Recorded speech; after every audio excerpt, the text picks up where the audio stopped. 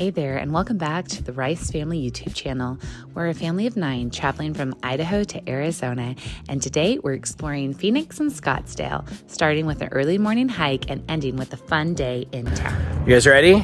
Yeah. Are you ready? Yeah. We're going not that peak, somewhere even higher. It'll be fun.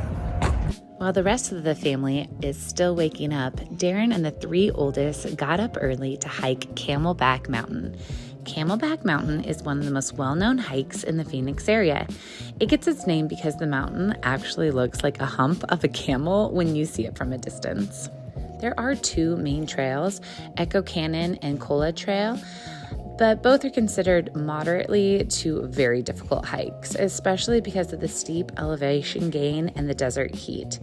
The summit sits about 2,700 feet, and the hike involves section of rock scrambling, which makes it more suited for older kids and adults. It is definitely one of those hikes where you want to go early, bring plenty of water, and be prepared for the heat. But the views from the top are incredible, so well worth the hike. What we've realized as we have increased in the number of kids that we have is sometimes we need to divide and conquer. Our older kids really want a challenge, while our toddlers need their naps, need some rest, and a slower morning pace, where our older kids really want that challenge and that rock scrambling type of trail. So Darren's always a sport to take the older kids, especially since I'm usually pregnant or breastfeeding. It works well. They had a really good time on this hike. You can see how high elevation it is. All right, folks. They say it's like this all the way to the top now. And even though the majority of the time you need to be well prepared for the heat in Phoenix, it was kind of an overcast day and even drizzled a little bit on them while they did it. So it turned out great. It would be fun to do the hike again in warmer weather to see the clear blue skies at the top of the mountain. After their rock scrambling hike, we all met up back together and got ready for our next adventure. Next, we are getting prepared to head out to Goldfield Ghost Town, which is just outside of Phoenix area near the Superstitious Mountains. This is such a fun and truly unique stop, which you will see. Also, if you were wondering how we fit everyone in the car, we have a 12-seat passenger van, an NV 3500, and it fits us all currently. All right, we've arrived here at the Goldfield Ghost Town. Goldfield was originally a gold mining town in the 1890s. It grew quickly when the gold was discovered in the area, but like many mining towns, it didn't last long. When the gold ran out, the people moved on, and the town was eventually abandoned. Today, it's been restored as a historic ghost town, giving you a glimpse into what life really looked like during that time. There's many things that you can do here.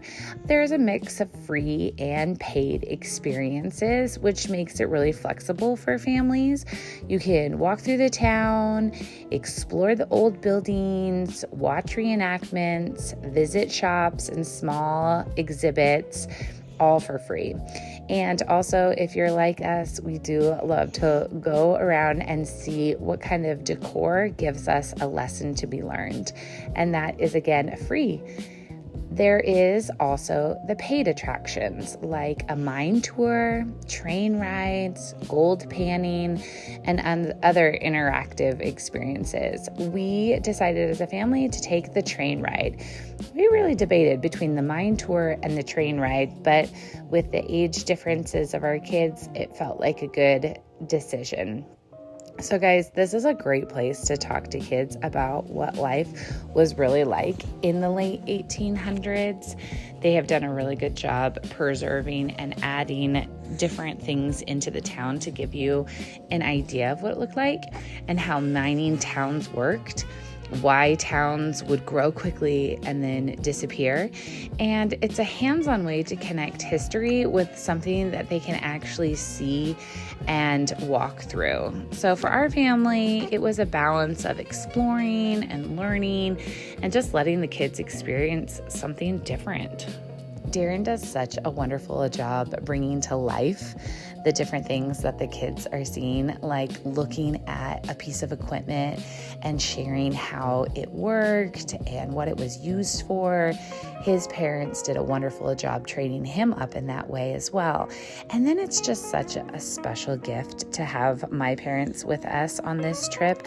And when we go to see things of the past or museums, because then they get to share their experiences and what they know about history and how things operated. And it really kind of bridges that multi-generational gap that we tend to have, and it gives us an opportunity to learn from those that come before us. So that's really exciting. One of the really cool elements of this Goldfield town is that the beauty of the background, the views that you can see from Goldfield Ghost Town is just wonderful because of the Superstition Mountains. And the name itself comes from many stories and beliefs surrounding the area. Like the early settlers and even the Native American tribes believed that the mountains were mysterious and sometimes dangerous. There are, stories of like strange disappearances and unexplained events and people going missing while searching for gold. So it is kind of a fun beauty that is to be seen. There is one story, the Lost Dutchman's gold mine, which is probably the most famous legend connected to the Superstition Mountains. And it's a legendary gold mine that was supposedly discovered in the 1800s by the man named Jacob Waltz. Often he was called the Dutchman. Before he died, he hinted at a location of the rich gold deposits somewhere in the mountains, but never clearly revealed it. And so since then, people have spent generations searching for it. Some claim that they have found clues. Some say they have gotten close, but no one has ever definitively proven its location. The area is actually known for that famous lost treasure and the legends in the country. While our family lives in the high desert location in Idaho, this is actually a very harsh desert living condition. And that is an interesting thing to point out to the kids. Life in a mining town like Goldfield was not easy. Miners dealt with like extreme desert heat and limited water. They worked in dangerous conditions and unpredictable income because it was all if they found gold or not. It wasn't just adventure, it was actually really hard work. Okay, we loaded back up into the car, into our van, and headed to our next adventure. The family headed into Old Town Scottsdale after a quick lunch. This area has such a different feel from the rest of the trip. Old Town Scottsdale blends this like historic Western charm with local shops and restaurants and cultural landmarks. It is a very walkable and a great place to slow down and explore. The historic church is one of the highlights. It is the Old Adobe Mission, a historic church right in the heart of the old town. And it was built in the 1930s and definitely reflects that early architecture of the area. It's simple, it's beautiful, and it's a reminder of how communities were built around faith and gathering places. One thing I'd really recommend if you visit Old Town is to look into the self-guided walking tours. They are downloadable options available to walk through. You can just print them out and take them with you. They show key landmarks, historic buildings, important locations in the town.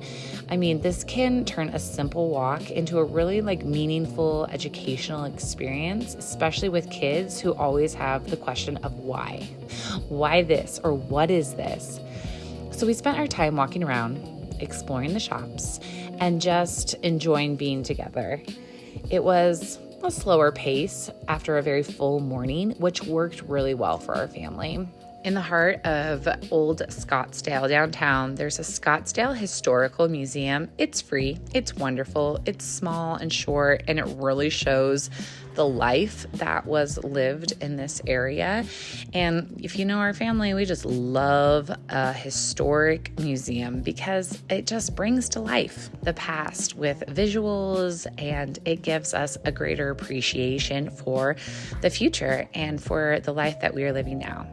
We then visited the Sugar Bowl, which is such a cute and very popular landmark, and it has been around since 1958. It is super pink, which our girls loved, and you have to get a little ice cream while you're there. Super fun and cute. When we were there, they were actually filming for the town in the area, so I would highly recommend the Sugar Bowl if you are downtown Scottsdale. We sat in the side room and we were just all by ourselves. We had the whole place, and it was good since we were quite a large crowd. Okay, so after we spent a lovely day exploring and seeing a bunch of things, we decided to head back to our house. And the kids swam, which was definitely been a highlight of staying here. We had dinner together and just kept things really simple and started winding down for the evening. Because day 5, it was a good mix. Adventure in the morning, history and learning in the afternoon, and rest and connection in the evening. And those kind of days always end up being some of our favorites. So tomorrow we're heading out on another adventure, and it's one that we've been looking forward to. So make sure you follow along for day 6. Thank you guys for being here with us, and I'll see you in the next video. Make sure to subscribe so you don't miss all the adventures at hand.